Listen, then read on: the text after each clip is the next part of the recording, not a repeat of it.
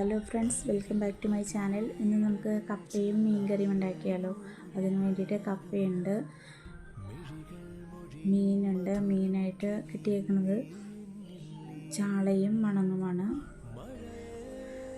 ചാള നമുക്ക് തിളപ്പിച്ചെടുക്കാം, മണങ്ങ് വറുക്കുകയും ചെയ്യാം. അപ്പോൾ ആദ്യം ക്ലീൻ ചെയ്തെടുത്തിട്ടുണ്ട്. മണങ്ങിലോട്ട് ആവശ്യമായ മസാലകൾ തേച്ച് പിടിപ്പിച്ചിട്ടുണ്ട്. ചാള തിളപ്പിക്കാൻ ആവശ്യമായ ഉള്ളി, ഇഞ്ചി, പച്ചമുളക്, കറിവേപ്പില എല്ലാം റെഡിയാക്കി എടുത്തിട്ടുണ്ട്. ഇനി അതൊരു കല്ലിൽ വെച്ച് ചതച്ചെടുക്കാം നമുക്ക്. അതിനുശേഷം ഒരു ചട്ടി അടുപ്പത്ത് വെച്ച് വെളിച്ചെണ്ണ ഒഴിച്ച് ചൂടായി വരുമ്പോൾ ഉലുവയിട്ട് പൊട്ടിച്ചു കൊടുക്കാം.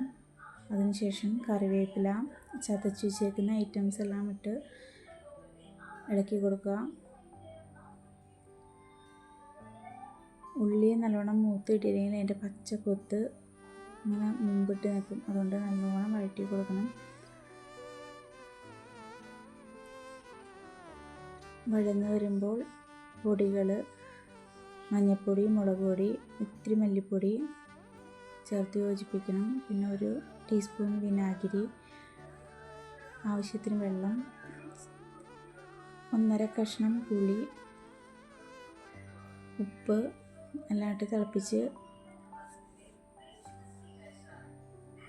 മീൻ കഷ്ണങ്ങളിട്ട് മൂടി വയ്ക്കുക. തിളച്ചതിന് ശേഷം മൂടി വയ്ക്കുക. എന്നിട്ട് വറ്റിച്ചെടുക്കുക. അത് ചെറിയ തീയിൽ മീൻ നമുക്ക് വറുത്തെടുക്കാം. അതിന് വേണ്ടി ചട്ടിയിൽ വെളിച്ചെണ്ണ, കറിവേപ്പില, മീൻ കഷ്ണങ്ങൾ പെറുക്കിയിട്ട് മൂടി വെച്ച് വേവിക്കുക.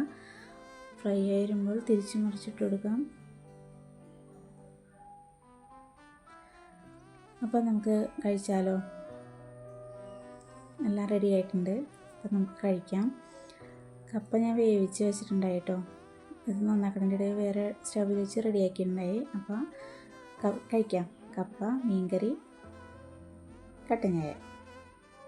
പുറത്ത് നല്ല മഴ. Thank you for watching. Please subscribe and like.